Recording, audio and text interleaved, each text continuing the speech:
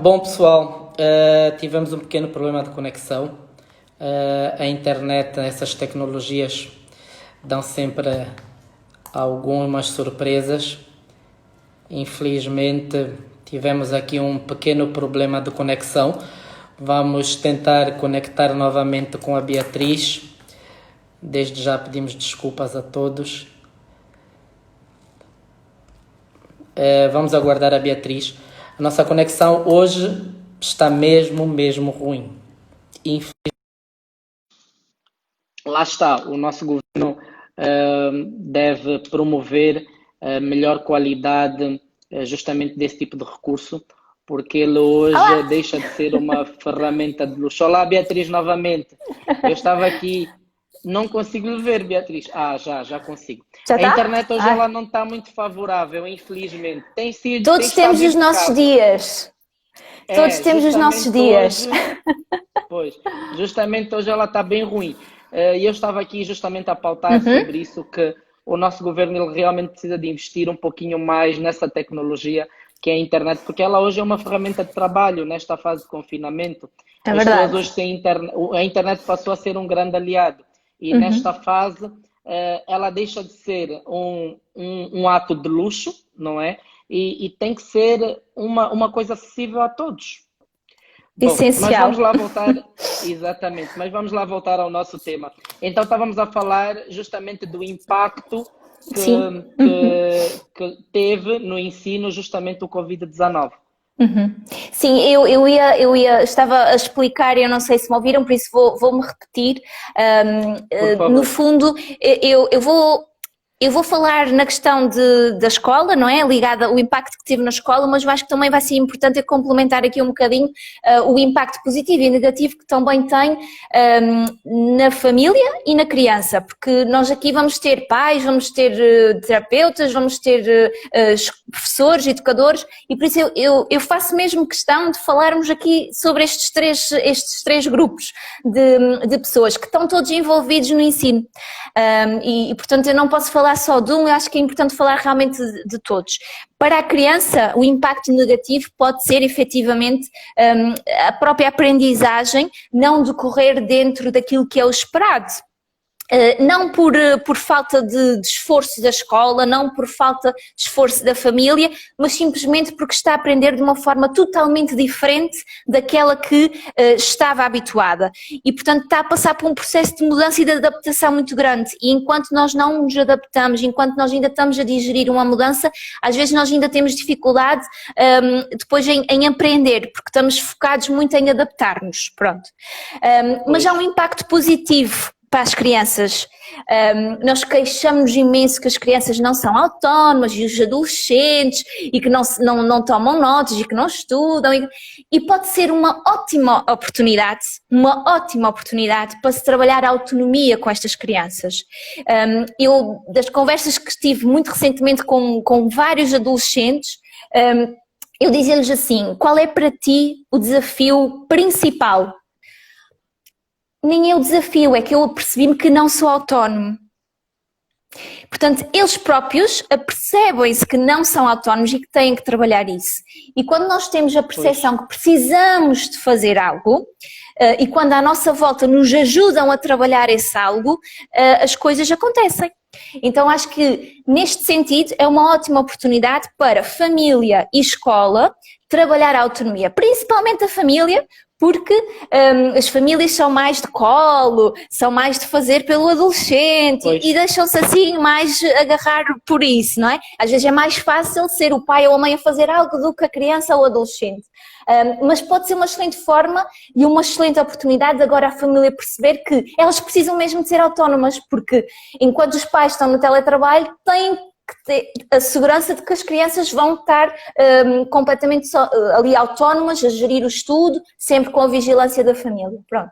Para a família, o impacto. Bem, agora que a família tem que viver muito tempo debaixo do mesmo teto, sempre com as mesmas pessoas, isto pode ser um fator de muito stress em casa. Porque somos pessoas e toda a gente tem o seu feitio, não é? Toda a gente tem o seu feitio. E até chegar o Covid, nós podíamos ir dar uma volta, podíamos ir viajar, podíamos deixar os miúdos ir passar uns dias à casa dos amigos e relaxávamos um bocadinho. Agora não, agora tudo dentro da mesma casa, durante muitas horas, com muita coisa para gerir, trabalho, escola, tarefas de casa, etc. E, portanto, a dinâmica familiar aguente, não é? E neste sentido o impacto negativo pode ser nesta dinâmica, no stress acrescido que pode cá vir, pode surgir na família. Mas também na dinâmica familiar pode surgir uma oportunidade, que é a oportunidade da família usufruir de mais tempo juntos. Eu penso que tem aqui uma pessoa a dizer que a comunicação está péssima. Se mais alguém estiver a ouvir mal, por favor, diga-me, mas eu penso que estou bem. Eu felizmente perfeito. Consigo ouvir muito bem. Ok. Então, dando continuidade, em relação ainda à dinâmica familiar, há o lado positivo também, que é esta possibilidade de usufruírem de mais tempo juntos, conhecerem-se melhor, porque hoje em dia as famílias não se conhecem assim tão bem, porque é tudo muito à volta de tudo o que está fora, e há poucos dias eu ouvi algo que eu achei mesmo engraçado, que é, não é por um motivo qualquer que nós estamos sujeitos a estar na nossa casa, com as nossas pessoas, mais tempo, e a depender cada vez mais daquilo que nós temos na nossa casa.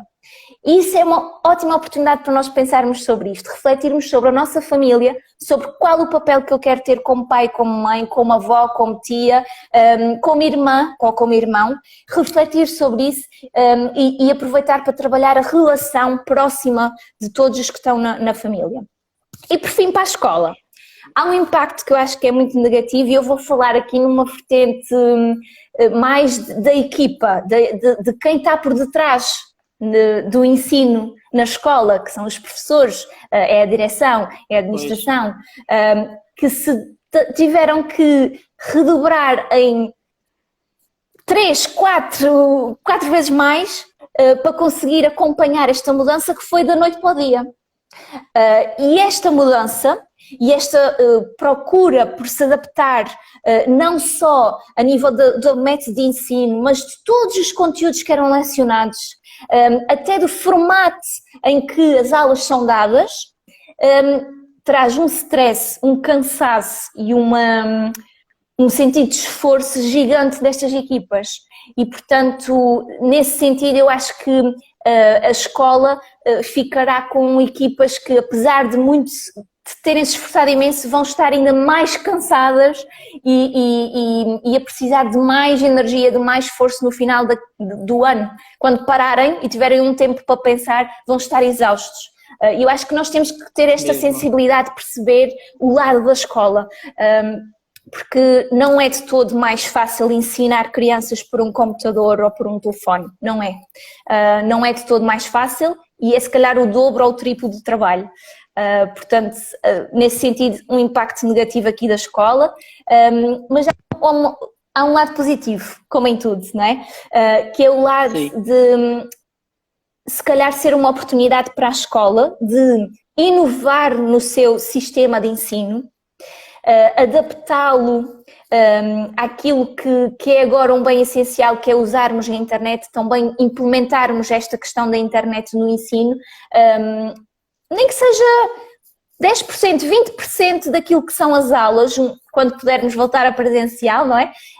Para quê? Porque efetivamente é um meio pelo qual as crianças e os adolescentes se interessam muito, portanto há aqui uma questão ligada à motivação para a aprendizagem que é muito importante e é uma excelente oportunidade de, já que tivemos que aprender a trabalhar com o ensino digital, vamos dar continuidade a ele, não é?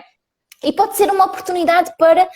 Imaginemos meninos que ficam doentes e têm que estar em casa, partiram uma perna, têm que estar em casa e podem ir fazendo um acompanhamento aqui na escola. Uma escola que tenha este recurso, uma escola que tenha esta facilidade é uma excelente resposta. E portanto acho que temos aqui vários pontos negativos, mas também há sempre um lado positivo e nós temos mesmo que fazer este exercício de pensar qual é que pode ser o nosso lado positivo e por isso achei importante falarmos aqui destes 3 grupos de pessoas e como é que o Covid, esta pandemia, realmente teve um impacto positivo e negativo Pois, isso que a Beatriz disse é bastante interessante, porque agora veio-me uma frase à cabeça de... Conhece Paulo Uhum. Freire? Sim, sim, sim. Isso, Paulo Freire ele diz o seguinte: ensinar não é apenas transmitir conhecimento. É Então, ele verdade. quando diz Aham. isso, exatamente, acredito que nós, eu vou falar também nas duas vertentes, enquanto professor, Uhum. como docente, e o lado dos discentes. Acredito que, para o lado dos discentes, o ensinar é uma transformação por si só. É verdade. Então, cabe Uhum. aos discentes, nesta fase de confinamento que estão em casa, permitirem-se a passar por essa transformação. Porque é todo um processo de transformação. Nós todos estamos a adaptar-nos à nova realidade. Ou seja, tudo aquilo que nós fazíamos Uhum. em regime presencial, estamos a tentar adaptar a um mundo Uhum. virtual. E então, Uhum. não cabe aos dois lados, aos docentes e aos discentes, Uhum. permitirem-se justamente passar por essa transformação. Os Sim. discentes Uhum. devem ser mais participativos e os professores inovar técnicas e métodos didáticos justamente para chegar até ao discente. Uhum. Sim, e depois acrescentar aqui que nós estamos perante uma mudança, nós queremos que as coisas decorram pelo melhor, nós queremos que a mudança para nós seja maravilhosa, não podemos pôr a responsabilidade dessa mudança ser mais fácil no outro. Nós somos responsáveis por isso. Portanto, nós temos que fazer a nossa parte. E pegando aqui, por exemplo, no exemplo da família, a família tem que fazer a sua parte, não é? A criança há de ter a sua parte, a escola há de ter a sua, todas as partes têm que fazer a sua parte para conseguirem se transformar, porque ninguém se transforma quando não vem de dentro, portanto não dá. Exatamente. Por isso isto tem que começar naquele que tem que mudar, tem que começar dentro da pessoa, dentro do papel dessa pessoa. Não se pode esperar uma mudança e uma transformação que venha só por fatores externos. Exato. Eu acho que o grande fator principal disto, ou o nome a ser dado, é empatia e inclusão. É Eu diria que esses dois nomes são os nomes a ser usados neste momento. Os professores verdade. devem ter empatia justamente para com os estudantes e vice-versa, e deve haver uma inclusão, família, escola e os próprios estudantes, justamente para que a gente ache um Sim. denominador comum. A empatia, e nós podemos ir para um exemplo muito simples. Eu convido as pessoas lá em casa a fazerem um exercício muito simples, que é Uhum. nós conseguimos cooperar melhor com as pessoas por quem nós sentimos empatia, não é? Então nós temos que trabalhar a empatia uns com os outros. Para quê? Para que a cooperação seja melhor e para que os resultados sejam diferentes. Porque caso contrário, Pois. não há empatia, não há vontade em cooperar e por sua vez os resultados não chegam. Porque de ambas as partes não houve empatia. Então é muito importante esta palavra empatia, eu adoro esta palavra, é capaz de ser no meu top 10 da palavra, e quem esteve nas minhas formações sabe que eu uso muito, muito, muito esta palavra, porque é muito importante, é determinante nós cada vez mais sermos empáticos e sermos modelo disso enquanto adultos para as crianças, que ainda é Pois. outro ponto muito importante para as crianças e para os adolescentes. Temos que ser modelo disso nas crianças se queremos que elas tenham essa competência. Nós não podemos exigir nada da criança do qual não somos exemplo. Nunca. Não funciona. Se não é isso que ela vê acontecer, como é que ela vai fazer? Nós temos mesmo que Pois. ser exemplo daquilo que queremos da criança. Se eu não quero que o meu Pois. filho grite, eu não posso gritar com ele cada vez que ele cai ou cada vez que eu faço uma asneira, porque senão ele vai reagir assim com os amigos, com toda a gente à sua volta que faça algo que eu não gosto. É isso que acontece, porque ele replica. Pois. Pois. Eu vou usar até aqui o comentário da Nuri Glamour, que ela diz a responsabilidade é de todos, realmente. É verdade. Todos, família, escola, professores, o próprio estudante, a responsabilidade é de todos justamente para que a gente alcance o sucesso. O Beatriz, eu sucesso. gostaria de saber, justamente nesta fase que estamos a viver ou a tentar implementar e trabalhar justamente com o ensino à distância, quais são os fatores a que devemos estar atentos? Tanto nós como professores, instituição, Colégio Elisângela, os estudantes estão em casa, encarregados de educação como família. Uhum. Há um conjunto falando, se calhar vou agrupar aqui crianças, adolescentes e família, de alguma forma, e depois também falar aqui da escola. Quando falamos aqui da parte familiar e das crianças, há sempre aquelas regras que eu acho que já são básicas e que facilmente também nós conseguimos encontrar, e certamente o colégio já fez chegar essa informação aos seus alunos e às suas famílias, que é a organização de uma rotina. O não estar sempre de pijama ou de fato de treino em casa, vestir a farda do colégio, vestir-se como se fosse um dia para ir para a escola, os pais a mesma coisa, terem um espaço na casa, se possível, que seja o espaço da escola. A escola não pode, ou seja, os trabalhos de casa e tudo, isto não pode estar separado pela casa toda. Tem que haver um momento em que há uma mudança de chip. Não é? Então vamos fazer com que o ambiente esteja organizado e esteja bem enquadrado para isso mesmo acontecer. Portanto, um canto da casa é realmente a zona de teletrabalho, de telescola, do que for assim preciso. De resto, tentar evitar estar tudo espalhado pela casa, porque aumenta o stress e a dispersão da criança e dos pais e tudo mais.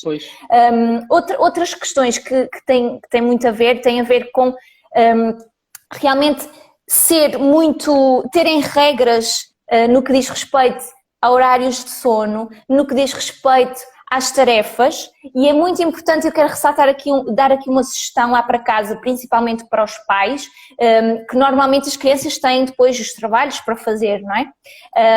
É muito importante que os pais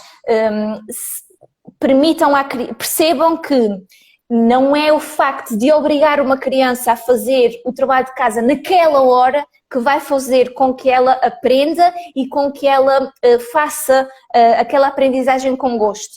Então, se me permitem, eu dou-vos aqui uma sugestão que é: os meninos têm as aulas, os adolescentes têm as aulas, quais são as tarefas que tens para fazer hoje?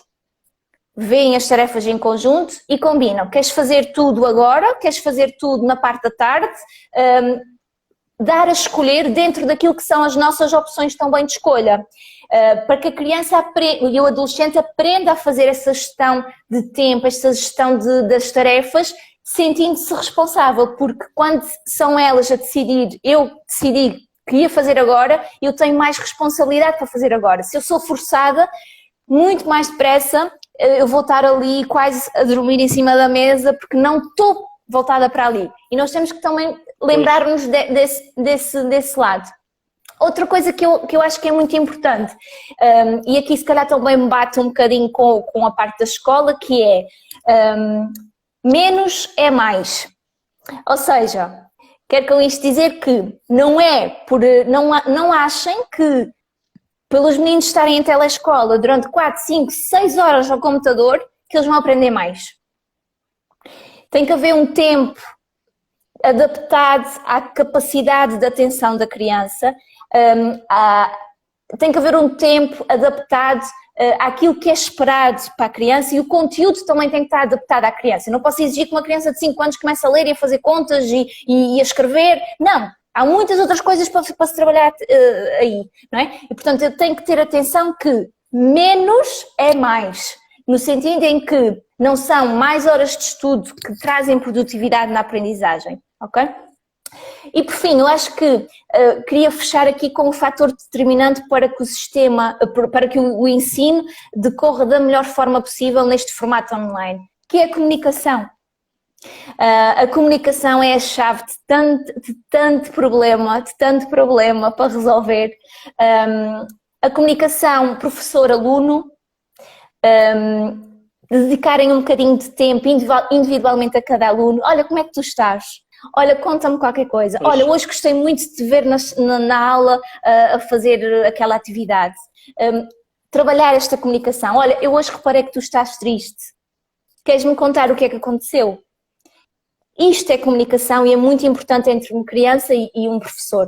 E para além disso, professor-família ou escola-família, é muito importante também que haja a comunicação. Seja a escola fazer chegar à família sempre: o que é que está a ser trabalhado, que é algo que eu sei que o colégio faz, o que é que está a ser trabalhado, quais estão a ser os resultados, seja a família estar sempre disponível para conversar com a escola. E seja para dar um reforço positivo, olha, eu estou a gostar muito do trabalho que estão a fazer, sei que está a ser desafiante, seja também para dizer, olha, eu não estou muito contente com isto, será que podíamos rever? Sempre com uma comunicação construtiva, uma comunicação pela positiva, uma comunicação que leva a algum lado, não à atribuição de culpas e em que fica ali tudo parado, porque fica tudo na culpa e nada se resolve. Portanto, a comunicação aqui é determinante e é a chave para que este ensino à distância tão bem funcione. Portanto, se eu tiver que dizer uma coisa na qual devem mesmo apostar, é esta comunicação. O uso da comunicação positiva. Engraçado. Sim. Engraçado que isso que a Beatriz está a pautar foi justamente o tema da nossa primeira live, foi justamente falar sobre a comunicação positiva. Porque temos muitas das vezes, nesta fase agora de confinamento, como eu disse, está a ser uma fase de adaptação para todos. E muitas das vezes a gente erra. Justamente erramos para que a gente aprenda para depois acertar. E justamente nesses erros, o que é que a gente precisa? Precisa justamente de sugestões de melhoria e não de culpas. Não de culpas, exatamente. E isso deve ser recíproco, tanto de escola para casa e de casa para a escola. A Beatriz disse algo muito importante e eu gostaria de lhe dizer que nós em Angola tivemos um decreto onde determina que a partir do dia 13 teremos a retoma das aulas justamente para o segundo ciclo e ensino superior por enquanto. E dependendo do comportamento desta fase, depois vai dar início justamente à outra fase, que é já o primeiro ciclo e o ensino primário. Então, desta forma, Beatriz, neste decreto foi dito justamente que as aulas elas serão em regime semipresencial.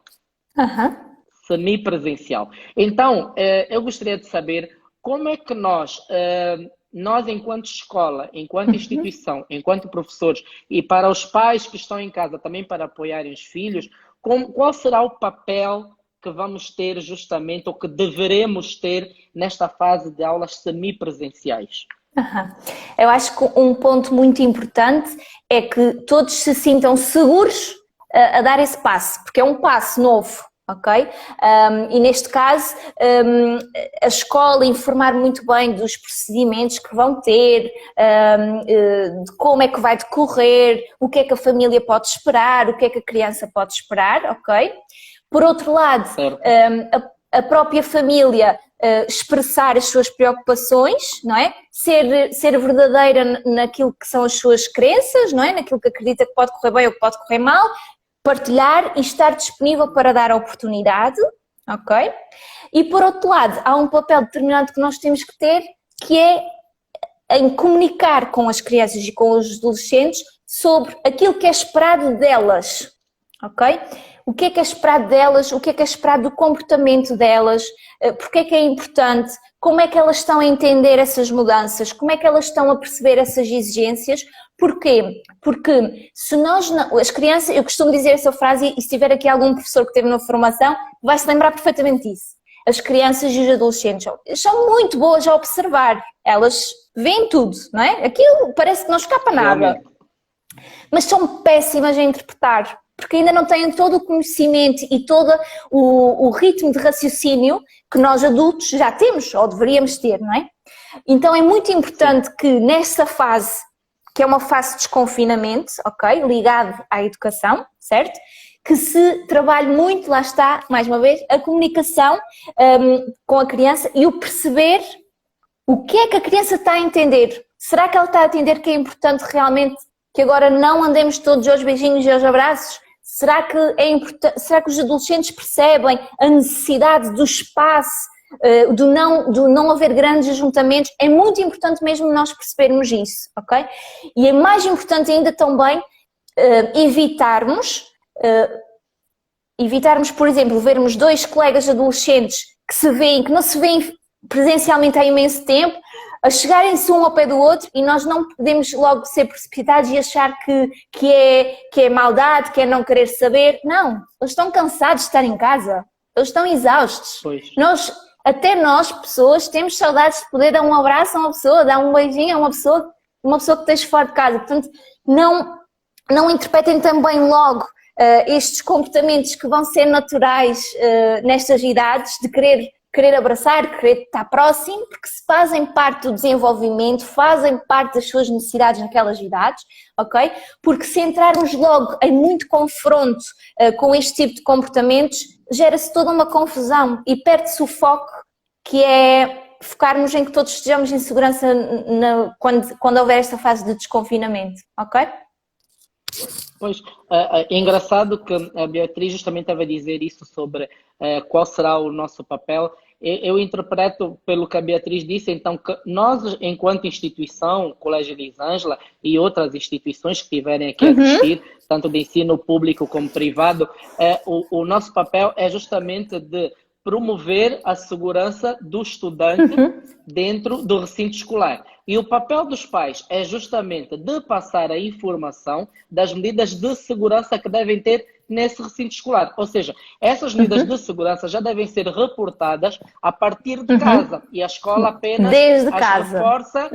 Exatamente. A escola, ela serve como um reforço e justamente uma estrutura justamente para que o aluno consiga ter as suas aulas em segurança. O principal interveniente na educação e no crescimento e na aprendizagem de uma criança é a família. A escola está ao lado da família, não está abaixo, não está acima, está ao lado da família. A escola e a família têm que trabalhar lado a lado, em parceria. A família tem que fazer o seu trabalho, a escola tem que fazer o seu trabalho, a escola tem que fazer o seu trabalho para a família poder fazer o seu trabalho e a família tem que fazer o seu trabalho para a escola poder fazer o seu trabalho. Pois. E tudo isto é uma cooperação, é uma parceria, é uma relação de pura empatia, de confiança que tem que ser depositada, ok? E de respeito pelo papel que cada um tem, que é muito importante.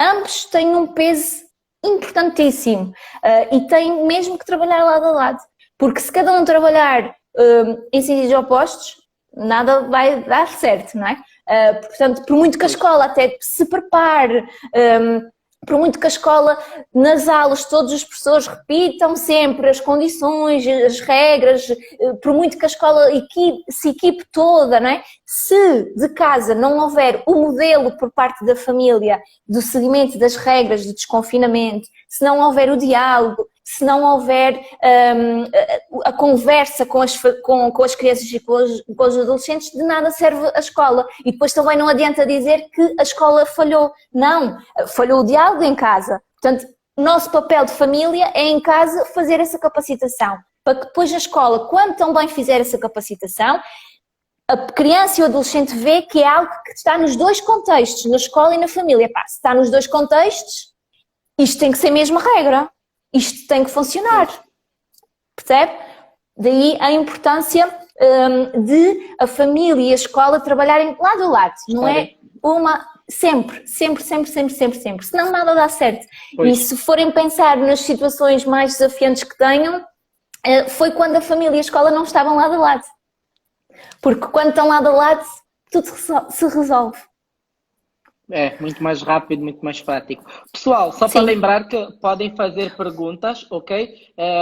Bem no final da nossa live, quando faltarem 15 minutos, vamos escolher as perguntas mais pertinentes, que é para a Beatriz poder aqui dar alguns inputs. Ok, Beatriz, já que estamos a falar da retoma às aulas, que justamente acontecerão cá em Angola a partir do dia 13, eu gostaria de saber como é que nós, enquanto instituição, professores, e também a família, a partir de casa, como é que vamos garantir o sucesso do estudante, da criança, justamente através dessas aulas semipresenciais? Como é que, dentro da sua experiência de trabalho, como é que nós vamos garantir o sucesso?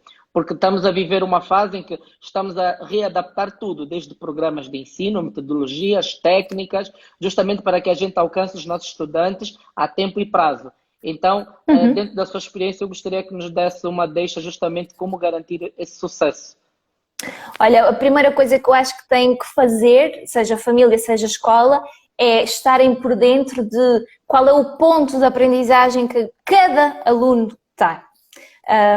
Porque se calhar a fase só de telescola não correu assim tão bem, portanto se eu for exigir aqui algumas coisas neste ensino semi-presencial, se calhar a criança ou o adolescente não vai acompanhar, porque até então as coisas não ficaram consolidadas, não é? Portanto temos que ter um olhar muito individual para cada aluno, para cada filho, ok? Sobre aquilo que nós vemos que são as dificuldades que eles possam ter a nível de aprendizagem, das aprendizagens também formais, é mais aquilo que eu estou aqui a falar, fazer esse trabalho e também, mas também fazer uso daquilo que são os pontos fortes, ok? Nós não conseguimos trabalhar as dificuldades e os pontos menos fortes se não usarmos os pontos fortes. Portanto, eu acho que nesta fase vai ser muito importante haver um olhar muito individual sobre onde é que está esta criança, onde é que está este adolescente nas aprendizagens que eram esperadas para este ano. Para eu não exigir muito acima daquilo que ela está preparada, nem exigir muito abaixo para não criar desmotivação. Portanto, isso vai ser um fator bastante importante. Se bem que depois, entretanto, acho que olha, eu acho que se calhar acaba por ser um lado positivo, que é, nós já tivemos totalmente presencial e já tivemos totalmente digital, não é? E agora é uma conjugação dos dois, não é? Então, se calhar é uma excelente forma, como eu disse bem no início da live, de realmente verem como é que o digital e o presencial podem funcionar e se funcionam em conjunto, ok? Se funciona aí em Benguela, se funciona em Luanda, se faz sentido ou não. Aproveitar isto também para testar neste sentido. E lembrar sempre que, tendo aulas presenciais, eu calculo que primeiro vem a parte presencial durante um dia, não é? E depois então em casa a parte de telescola há de ser na outra metade do dia, imaginemos, não é? Não sei muito bem como é que vão dividir, mas lembrar que há um limite de horas também para o miúdo estar sobre a absorção de aprendizagens. Portanto, não é por ele ter ido à escola que tem que ter também o dobro agora na parte digital, porque ainda não fez nada no mundo digital. Tem que haver um equilíbrio de conteúdos e de número de horas, para não ser de mais e também não ser de menos. Eu acho que isso também será muito importante. Olha, a Beatriz agora tocou num ponto bastante interessante. Nós em Angola temos mais instituições de ensino público do que privado. Enquanto instituições públicas, enquanto instituições privadas, acredito que na sua maioria conseguirão criar condições, justamente condições aprovadas pelas instituições reguladoras, justamente para que se retomem as aulas. Não tenho tanta certeza já das instituições públicas. No entanto, exatamente, razão pela qual o Estado ele decretou justamente as aulas semipresenciais. Então, eu gostaria que a Beatriz dissesse, ou soubesse disto, desse algum input sobre como é que nós vamos trabalhar enquanto instituição, enquanto professores, com aqueles estudantes cujos encarregados de educação, cujos pais não se sintam seguros ao ponto de mandar os filhos para a escola, porque vamos viver esta realidade. Nós vamos ter realidades em que o estudante, o pai, ele vai optar com que o filho estude a partir de casa. E já vamos ter aqueles pais que vão sentir-se seguros, vão sentir-se felizes pela escola reabrir, e vão ver a segurança que a escola proporciona e vão sentir-se à vontade para mandar os filhos à escola. Então, como é que nós vamos trabalhar com como é que podemos gerir isso? Disse bem no início, nós professores estamos a trabalhar duplamente, acredito. O esforço tem sido enorme, acima da média. Porque nós não estávamos acostumados com certas tecnologias, nós não estávamos acostumados nem mesmo com o ensino à distância, e enquanto numa sala de aulas nós conseguimos dar uma explicação geral, percebe? De forma virtual, por grupos do WhatsApp ou outras redes sociais que a gente possa manter contato com estudantes, tem sido de forma muito difícil. particular, está a ver? Então, o trabalho é muito mais árduo.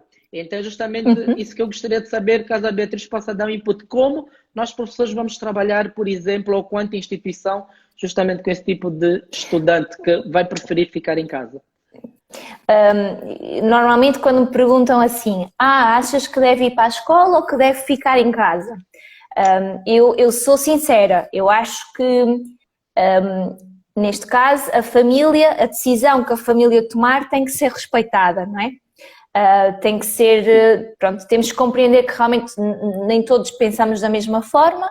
Eu agora posso pensar de uma forma, daqui a pouco posso pensar de outra, porque é verdade, o meu conhecimento pode aumentar ou posso mudar a minha percepção, e neste sentido nós não podemos verdadeiramente fazer nada para mudar essa decisão, caso a decisão, por exemplo, da família seja que a criança não saia de casa. E em Portugal isso aconteceu muito, muitas famílias e aliás, próprios jovens que não quiseram ir para a escola.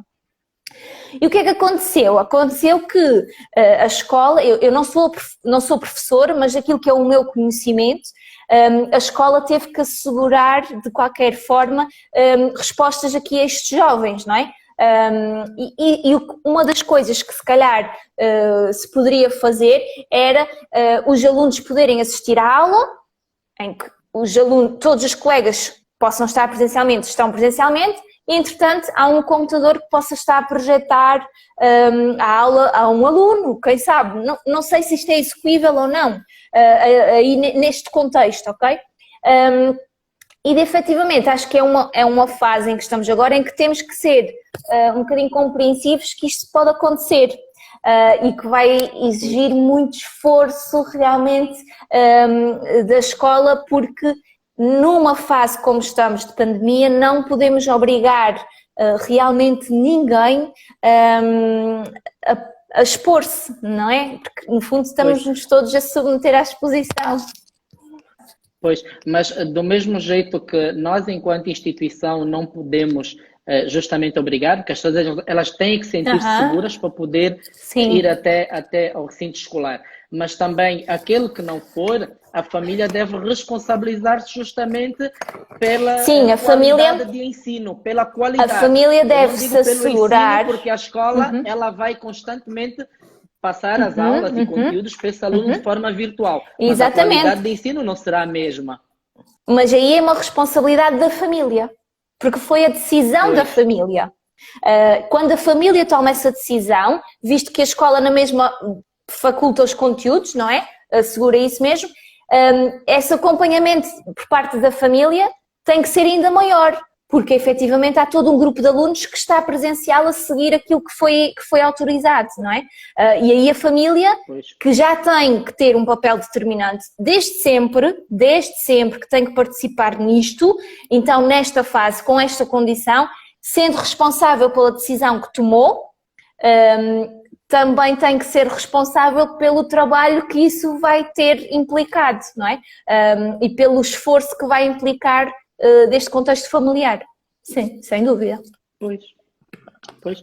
Bom, pessoal, estamos já em 45 minutos. Caso tenha alguma pergunta para a Beatriz está aqui disposta a responder. Enquanto o pessoal ainda não colocou nenhuma questão, Beatriz, eu tenho uma de uma colega de trabalho, que inclusive é mesmo colaboradora do grupo CEF daqui de Benguela. Ela infelizmente não pôde assistir à live, mas ela deixou-me com a incumbência da seguinte pergunta para si. Ela pergunta porque ela tem um estudante, que tem um filho, e ela pergunta como ela pode fazer para ajudar esse estudante, esse filho, a ter aulas semipresenciais, sendo que o filho ele tem problemas de audição e fala. Como é que ele pode ajudar a estar em contexto semipresencial? Exatamente, porque ela diz que é instituição pública e ela não tem segurança de mandar o filho à escola. Ok. Então, se calhar, isto é uma professora? É professora? Ok. É assim, não sou eu que tomo decisões, mas se calhar uma boa alternativa. Mas por trabalhar com necessidades educativas visto, exatamente, mas visto nesta questão das necessidades educativas especiais, Se esta mãe é professora, se ela tiver a possibilidade de reforçar tudo aquilo que são conteúdos académicos em casa, tanto melhor. No entanto, há uma parte do poder ir à escola que é importante, que é a parte social, que por mais condicionada que esteja, não é? A distâncias e a máscaras e tudo mais, pode ser importante aqui para esta criança. Não sei, eu não conheço a criança, não sei se ela tem saudades dos amigos e da escola, mas pode ser importante ela tentar, nem que seja 1, 2 dias por semana, deixá-la ir à escola, não é? Neste sentido. Mas de resto, eu penso que tem que ser a conjugação daquilo que ela tem feito sempre até agora. Até agora, o menino ou a menina teve ensino presencial e havia de ter alguma forma de conseguir acompanhar. Não sei qual as medidas que a escola tomou, mas deveria tê-lo. Em regime digital, não sei que tipo de acompanhamento é que ele teve. Foi possivelmente só por leitura, não sei muito bem, mas é tentar manter aqui o equilíbrio dos dois, sendo que tem que pesar muito aqui também a parte social, que pode ser ou não muito difícil. Pois. Eu sei que a Beatriz, aí em Portugal também, ainda tivemos a falar sobre isso ontem, a Beatriz também esteve a trabalhar dentro da sua área à distância. Com os seus pacientes, não é? É pacientes que chama-se na sua área. Com os clientes. Meus meninos, clientes. Neste caso eu digo sempre meninos. Pronto, os meus meninos e meninas. Nesse trabalho que a Beatriz fez à distância com os seus meninos, qual é a percepção que teve? Será que qual é o feedback que teve por parte dos pais e dos próprios meninos? E dos próprios meninos. É um acompanhamento que à distância, para crianças até os 3 anos, 4 anos, é muito complicado. E que se calhar muitas vezes nem é preferível mantê-lo, ok? Às vezes mais vale até essas idades ser um trabalho que é feito terapeuta-família, portanto a passarmos aqui atividades à família, a família fazer vídeos e eu poder ver os vídeos, poder dar feedback, faça mais assim, faça mais assado, toma atenção a isto, faça aquilo, porque são crianças muito pequeninas, são crianças que se dispersam, que adoram o movimento, lá está, o saltar e o pular e é mais difícil de gerir. Aqui a idade escolar já, okay, acima dos 6 anos, já é mais fácil de se conseguir fazer este acompanhamento digital nesta área que é a terapia. E foi aquilo que aconteceu maioritariamente. E o que é que acontece? É que todos os conteúdos são passados, imagine, slides, ok? Podem ser passados slides, vídeos, quase que acaba por ser uma aula. Ok? Quase que nós também temos que preparar uma certa aula, mas eu tenho que adaptar aquilo que é para trabalhar com aquele menino, não é? Neste caso, por exemplo, tem um menino que tem muita dificuldade em memorizar, não é? Na parte da memória. Eu tenho que adaptar todas as atividades para serem em digital, para trabalhar a memória. Então, se calhar eu tenho que criar um slide com uma imagem de uma banana, depois outro com uma casa, depois outro com um menino. Depois aparece um slide todo branco e diz assim, quais foram as 3 imagens que tu viste? E a criança tem que trabalhar dessa forma, não é? Portanto, é possível esse acompanhamento digital eu aconselho mais a partir sempre dos 5, porque daí para trás o feedback não é o melhor, no sentido em que é muito difícil, porque nós estamos muito longe e temos que estar, olha, estamos aqui, não é? Quase que, porque são crianças muito vivas, ainda muito pelo movimento. Então nessas idades o acompanhamento foi mais passar as ferramentas à família, pedir vídeos e fazer esse acompanhamento dessa forma. De resto, dá. Nunca é a mesma coisa. O quê? Eu disse mais uma vez, a Beatriz teve que trabalhar junto com a família. Lá está a importância da família estar justamente a trabalhar com o profissional.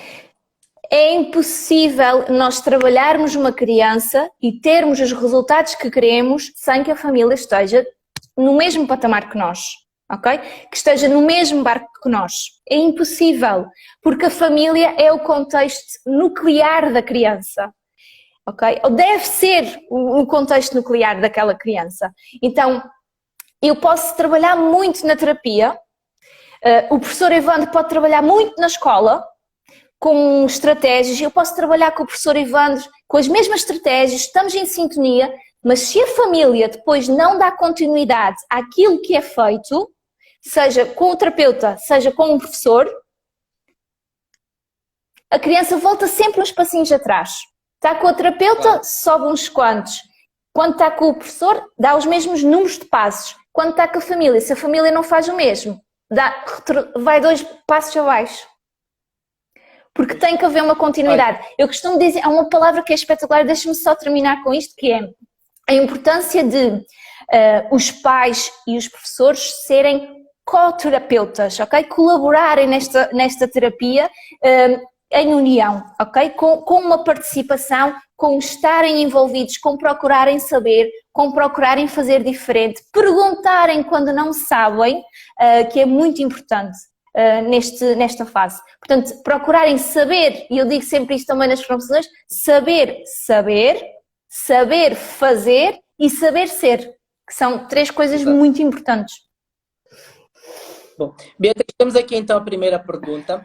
Embora a Beatriz já tenha falado, mas talvez de uma forma mais específica possa ajudar. É a pergunta da Lisa Bravo. Ela pergunta como trabalhar com crianças neste regime. Eu estou a ouvir aos cortes. A ouvir os cortes, ok. Devagarinho, só para ver se eu... Pois, a Lisa pergunta como trabalhar com crianças autistas neste regime online? Quais são as melhores estratégias a trabalhar neste regime presencial com crianças autistas? Há uma ferramenta espetacular que são os quadros de rotinas. E eu penso que até quando estive a dar formação dei algum feedback e até levei comigo quadros de rotinas. E como é que funcionam esses quadros de rotina? Temos imagens das várias atividades e as várias tarefas que a criança tem durante o dia, ok? E nós podemos trabalhar isto de várias formas. Uma delas é colocarmos as imagens todas seguidinhas e quando começa o dia, nós irmos com a criança junto ao quadro, ou com o adolescente, junto ao quadro das rotinas, dizer agora vamos tomar o pequeno almoço, e está lá a imagem do pequeno almoço. E a imagem pode ser a própria fotografia da criança, do adolescente a tomar o pequeno almoço, que é para fazer uma boa associação para o seu contexto diário, porque é ela vai se reconhecer, ok? E fazer-se isso com todas as tarefas. À medida que vai fazendo as tarefas, nós podemos ir com a criança lá, então agora já acabaste de tomar o pequeno almoço e a criança tira o pequeno almoço, o que é que vamos fazer a seguir? Vamos para a aula do professor Evandro, e tem lá uma fotografia da cara do professor Evandro, por exemplo, okay? Que é para ele saber que no computador vai estar o professor Evandro para estar em aula. E outra forma de adaptar esses quadros para o trabalho mesmo de conteúdo, se for possível fazer esse acompanhamento digital com a criança com autismo, porque há vários graus, pode ser muito interessante, por exemplo, utilizar esses quadros para a criança perceber quais são as tarefas que vai fazer. Primeiro vamos fazer um desenho, depois podemos fazer uma frase, ok? Imaginemos que a criança até escreve, ok? Vamos fazer depois uma frase e depois no final vamos ouvir uma música dos números em inglês, imaginemos, ok? Que é para a criança saber o que esperar e ir associando àquilo que vai-lhe aparecer à frente, porque as crianças com autismo são crianças que têm muita dificuldade com o inesperado, ok? Com a surpresa e com o não saber muito bem o que é que está a acontecer, e isto pode ser uma das ferramentas que pode trazer alguma tranquilidade, e claro que isto exige um treino, ok? Isto não acredito, não achem que agora vão fazer um quadro e que vai funcionar à primeira, não. A criança vai ter que aprender a usar esse quadro e a perceber o que é que o quadro quer dizer. Portanto, se calhar se eu quiser usar esse quadro, eu uso só uma imagem do pequeno almoço e mais nada. E enquanto a criança está a tomar o pequeno almoço, a imagem do pequeno almoço está ali, boa, estás a tomar o pequeno almoço, que bem que estás a comer, que bem que estás a beber.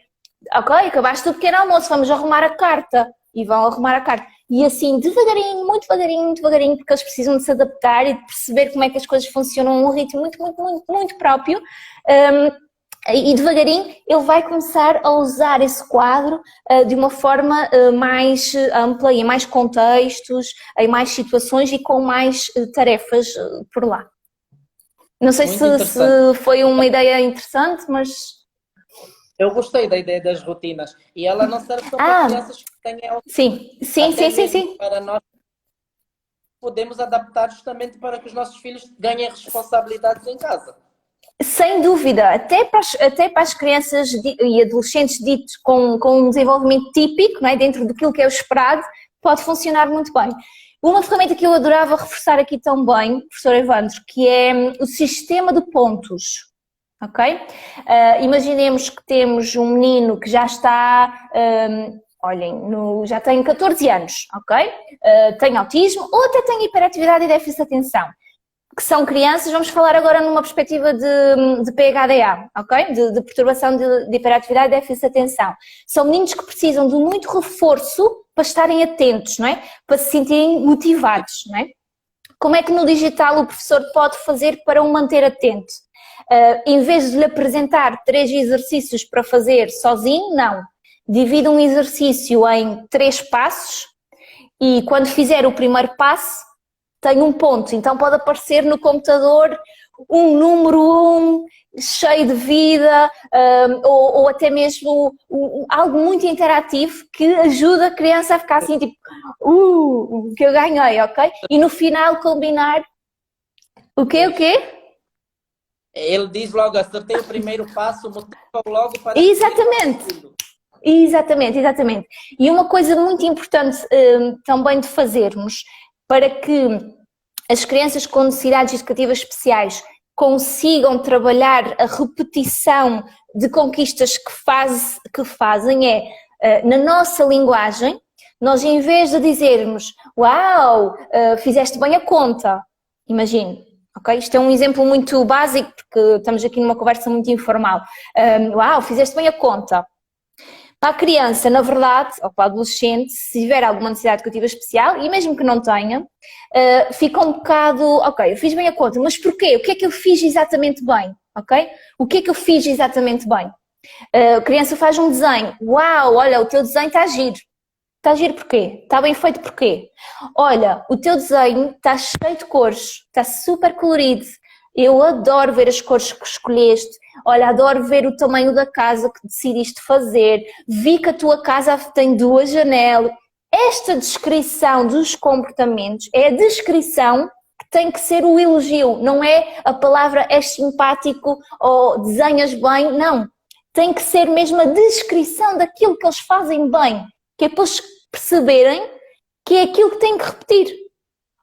Ok? Pois. Perceberem exatamente aquilo que têm que repetir. E isto funciona, e o professor Ivan estava a tocar num assunto, um tópico crucial, que é, isto funciona para crianças com necessidades educativas especiais, como também para crianças com desenvolvimento típico, porque acima de tudo, são crianças.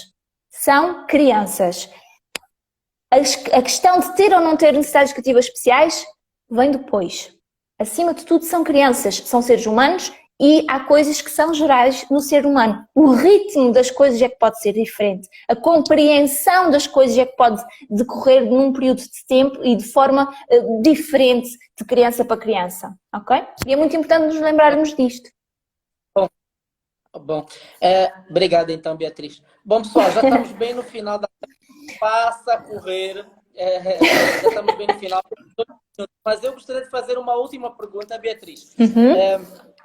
Beatriz já passou por Angola. Se conseguir responder-me isto em 5 minutos, ficaria feliz, que é para poder vir aqui. Durante a sua passagem em Angola, e sei que fez um trabalho excelente no grupo CEF, tanto Luanda, Benguela, todos os polos do Colégio Elisângela, Filomena, qual foi a experiência que teve que marcou-lhe ou que deixou-lhe uma marca de Angola? Qual foi a experiência que veio cá e deixou mesmo um ar de saudade? Olha, primeiro dizer uma coisa, que é, não fui eu que fui fazer um trabalho excelente, foram as pessoas que tiveram comigo e que me abriram a porta e que decidiram confiar em mim e naquilo que eu disse, que pegaram nessas mesmas coisas e que transformaram e puseram em prática. Portanto, acho que era importante dizer isto. Segundo, saudades. Bem, saudade sempre. Eu não consigo mesmo colocar por palavras, e eu costumo dizer sempre isto, esta frase está sempre comigo, o quanto eu adoro fazer parte desta família que é o CEF, não é? O quanto eu adoro conhecer-vos e partilhar e ouvir-vos e saber como é que estão, porque realmente foram pessoas todas que me marcaram muito e que eu venho de Angola, não é? De lá, e chego a Portugal e fico ali durante umas quantas semanas muito agarrada ao que foi vivido em Angola. O André Leonardo, que esteve connosco e que, pronto, que é meu companheiro de vida, não é? Ele gozava comigo porque eu às vezes até chegava a sonhar e a falar durante a noite, porque eu não estou mesmo a exagerar, porque foi mesmo, tem sido uma experiência espetacular, porque as pessoas são maravilhosas. E falando assim de uma experiência em específico, eu tenho tantas, mas há uma que até hoje, quando eu falo nela, eu de certa forma me emociono, porque foi o espelho do quanto a família CEF veste a camisola para os seus alunos, quer fazer melhor, quer saber mais, quer aprender, e também tem muita facilidade em dizer, olha, eu não sei muito bem como é que, e procuram saber e fazem. E esta experiência que eu tive foi algo que foi o espelho disso. Eu estava a dar formação no âmbito das necessidades educativas especiais e estava exatamente nas estratégias a utilizar em sala de aula, algumas sugestões, não é? Porque há muitas e depois temos que perceber a que se aplicam, não é? Se aplica àquela criança, se não. E estávamos a falar exatamente sobre isso. E estava ali com um grupo de professores espetaculares e estávamos a trocar estas impressões todas, a conversar, e às tantas eu dou por mim e tenho uma professora a fazer assim. E com as lágrimas nos olhos. E eu pensei, oh meu Deus, o que é que eu fiz? Professora, está tudo bem? Fiz alguma coisa? Aconteceu alguma coisa? E às tantas a professora só me diz isto. Meu Deus, o que eu podia ter feito de diferente, porque eu não sabia. E a minha resposta foi só, fez o seu melhor. Com aquilo que sabia, com os recursos que tinha, fez o seu melhor. E isso é o mais importante, é fazermos sempre o nosso melhor. E quando tomamos a consciência de que podemos fazer ainda melhor, irmos atrás das ferramentas, das estratégias, do conhecimento, das pessoas que nos podem ajudar para fazermos melhor. E não termos medo de dizer, olha, não sei tudo, olha, não sou perfeito, porque ninguém é perfeito e ninguém sabe tudo. E isso foi uma experiência que me marcou muito e que trago sempre comigo.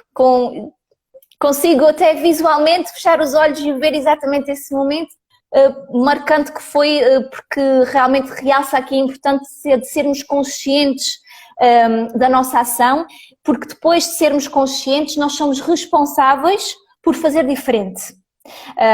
E eu acho que era uma ótima forma de acabarmos este live, professor Ivo André, é reforçar isto, que é, nós hoje falamos aqui de tanta coisa importante, acho eu, há tanta informação importante que o colégio está preparado para dar, que se, por exemplo, alguma família precisa de mudar algo e aqui ouviu falar de como é que o pode fazer, é importante que, como ganhou essa consciência, agora seja responsável por procurar a ajuda para fazer essa mudança, não é? Seja também numa perspectiva de um professor, ok, preciso de fazer diferente, estou consciente disso mesmo e agora sou responsável por fazer uma mudança. Seja eu como terapeuta, quando me apercebo que preciso de fazer algo diferente, eu sou responsável por fazer diferente.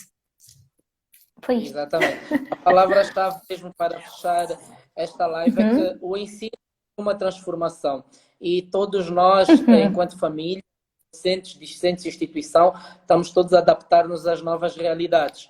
E devemos e os discentes que estão em casa devem permitir-se justamente a passar por essa transformação, essa adaptação. E os pais, família, devem acompanhar junto com a escola, lado a lado, lado a lado. Exatamente, lado a lado, ok? E nós, enquanto instituição, a gente procura sempre fazer o máximo que pode.